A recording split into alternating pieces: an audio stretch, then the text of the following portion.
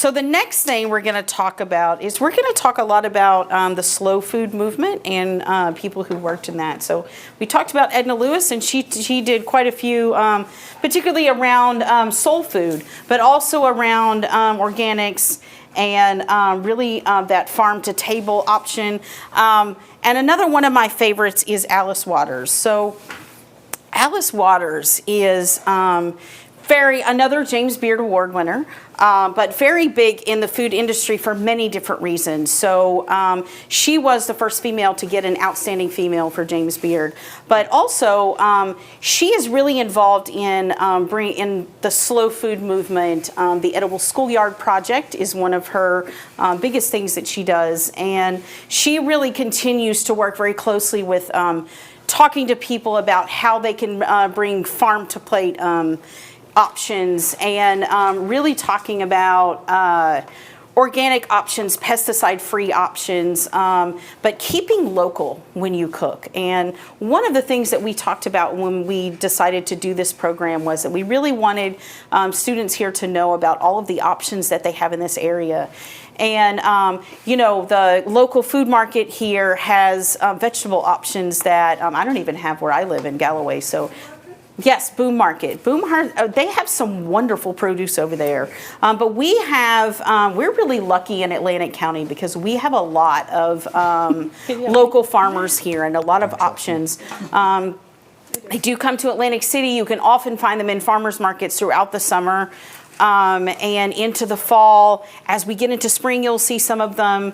You have the Stockton farm here, and I always get wonderful produce from them as well. So really sticking local is a really important thing, but and Alice Waters really brought that to people's consciousness and really talking about, you know, she has a restaurant in California, and that was the big focus of her restaurant was a lot of vegetables and fresh fruits and, you know, things that were really locally sourced. So something that we want to focus on here. So we're going to make a grilled asparagus salad. And we actually made our grilled asparagus ahead of time. So, because we want to kind of cool it off before you put it in the salad. And asparagus is something that has a very short period that it's available here, but really that it's available anywhere. But you can get this in abundance in this area right now. So you're starting to see New Jersey asparagus coming up. And if you were to grow asparagus, you would start to see it. It's kind of an interesting vegetable. It actually takes 3 years for you to have a harvest out of it. This so is something Kendra brought up right. when we were prepping. Because I didn't. Kendra was like, it actually takes 3 years. And I was like, oh, what a good fun fact. And he's like, I know this because I tried to grow it. And so a lot of people give up on it because they think, oh, mistakes. it's not growing, so they stop growing it. And the truth is, it just takes a really long time. But once you have asparagus growing, it will grow for it'll continue to come back every year.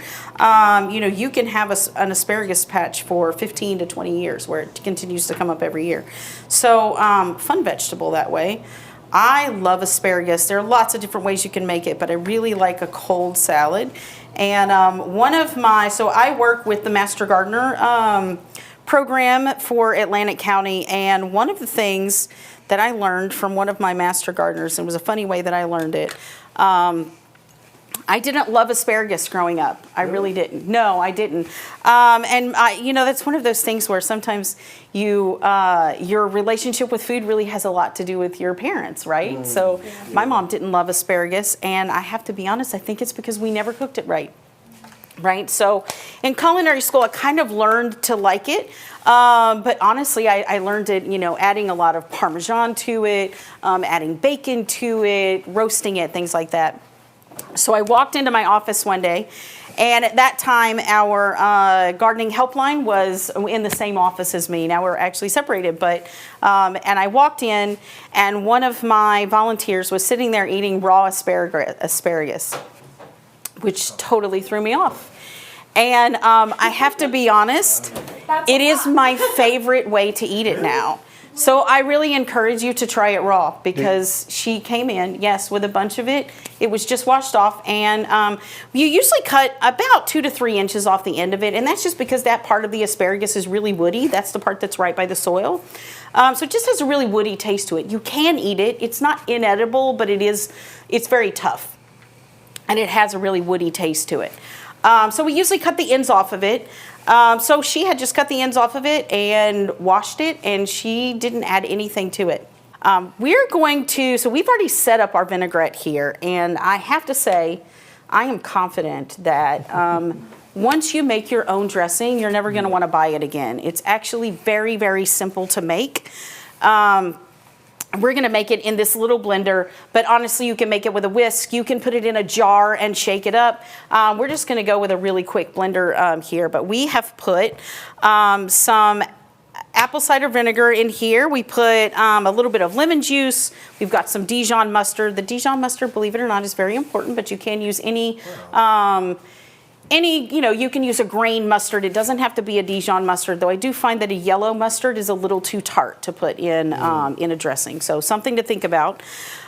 We've got a little bit of honey in there. You could also put maple syrup in place of honey.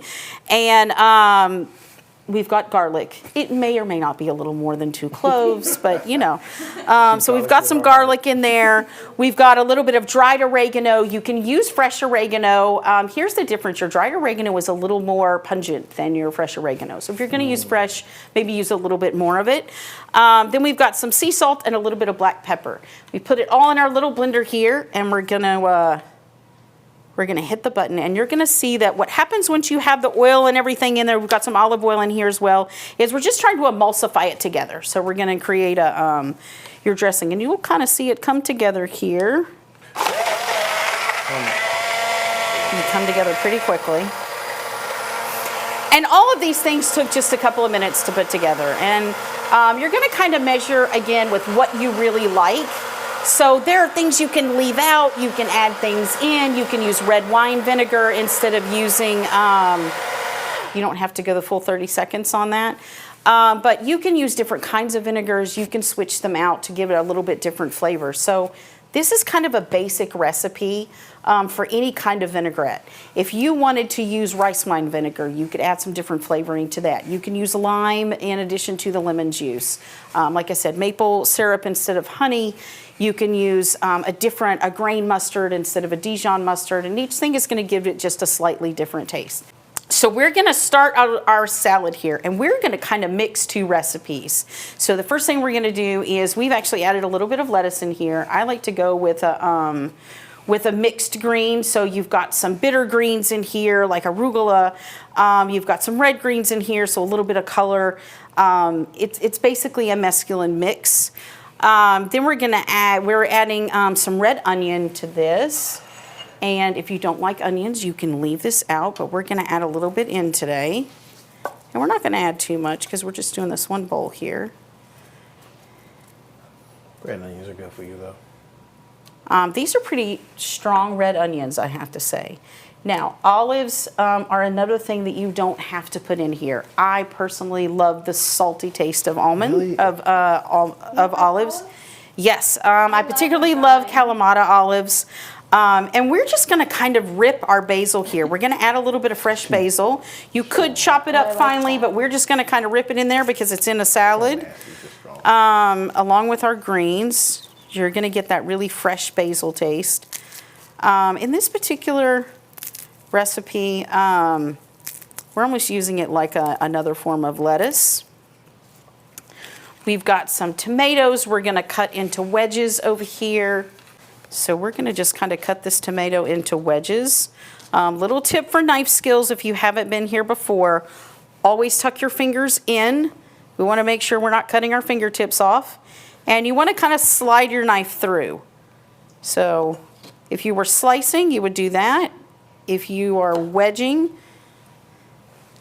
want to do that. So I always like to make sure, you'll notice I have one finger here and I have the rest on the weight. It's really important to get a knife that is well weighted, and you want to hold it where it's really safe. The reason I hold it this way is that you've got a lot of control over your knife that way. So I'm going to hold this like this. We're trying to do wedges. So we're just going to slide it right through,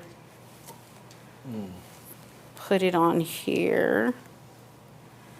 Be really careful. Like I said, we want to really curl our hands in when we can. Sometimes, particularly with something like a tomato, it may be a little more difficult to do that. So you just want to make sure you're being really safe and not cutting your fingertips off. One little tip I like to do is when I have something that's round like this, I will cut a flat side. That makes sense. That way it keeps me from cutting my fingers and keeps things from moving. All right, so we've got some tomatoes in there. We're going to put a few cucumbers in here. There's a couple on the lid.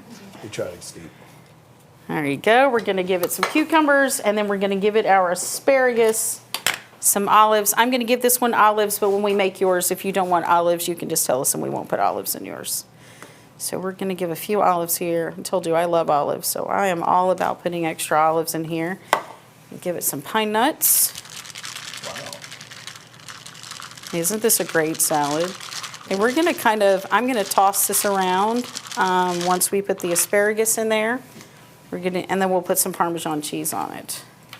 So I'm going to put the tops in because I like the tops. Yeah, nice and tender. And they're kind of pretty. And we're just going to kind of toss this around a little bit just so everything is in there. And we're going to drizzle our dressing over it. But we want to kind of be pretty too. And don't overdress your salad. Salads just need a couple of tablespoons. You can always put extra. And then we're going to give it a little bit of Parmesan cheese on top.